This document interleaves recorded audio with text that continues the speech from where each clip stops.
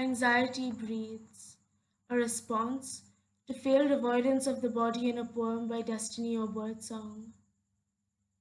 My therapist wants to know where in my body I most feel anxiety. She leans forward comfortingly while my knees knock like the devil against my door to the beat of my heart. I tell my therapist that I really can't breathe. I explain to my therapist that my anxiety is a marching band, simultaneously in tune and off, playing at my heartstrings, playing the drums on the floor with the heels of my shoes.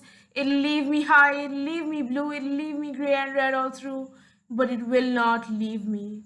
The heart suffers from the imbalanced orchestration of the head. Pause. My anxiety is a 7-year-old. My anxiety is me when I was 7 years old, and my mother said, "Hush, don't you dare, don't you utter that word. You'll have sinned, you'll be cursed if you don't down this remedy to remedy what's been unearthed. You need a change of heart from your body, your mind. We need to take you to a psychiatrist, he'll make you just fine." But my heart rots still.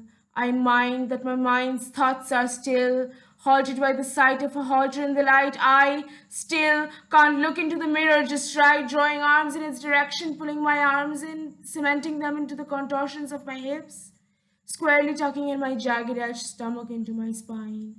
My heart is addled with sympathies, symphonies, screeches and soars. The poor heart stutters as it spurs the spurns that saber the soul.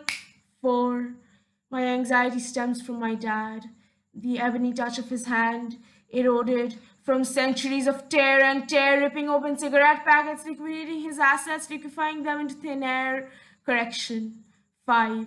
I became his asset, a set of new lungs for him to corrode as he threatened to forget that I am the child he is sworn to protect. His sorcerer hands transfixed me. 6. I was 7. Unable to take up arms when he handed me that cigarette, I was 7. 7. He said, "Smoke." Said, "Do it in front of me so I know you don't choke," but I choked anyway. Since that day, I developed a sore at the base of my lungs, growing, bubbling, rising, and how do I tell my therapist that I really can't breathe? Asthma my ass. How do I tell my therapist that I can't breathe? Through the broken fragments of my eroded lungs, through the layers of dust and smoke, it plugs my breath with its chokehold. I can't breathe. Through the sinkholes below me, the layers above me, I drown as water fills my lungs. I guess my anxiety does have ups, but it has a tendency to go sideways anyway. Some days, as the body speaks, the mouth meddles the most. I think I blame it for benevolently caressing those cursed chemicals of castration when I still feel anxiety as a toothache, as swallowing chalk, as a blow to the spine, the stealth of a hawk.